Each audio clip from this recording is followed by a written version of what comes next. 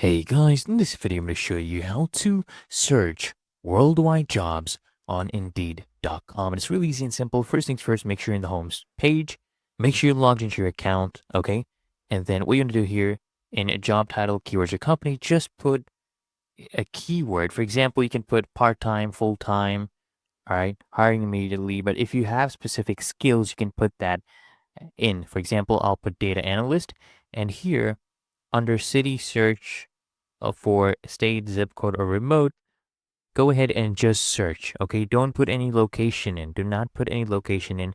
Then what will happen is you'll get access to worldwide jobs. So there's 12,000 plus jobs worldwide for a data analyst.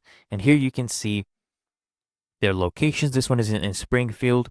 And you can go scroll down and of course see if you will have to do this in person or you will have to do it of course remotely. But if you want something that is remote, just come here, type remote, and you'll see jobs that are for data analysts, but you can do this remotely, okay?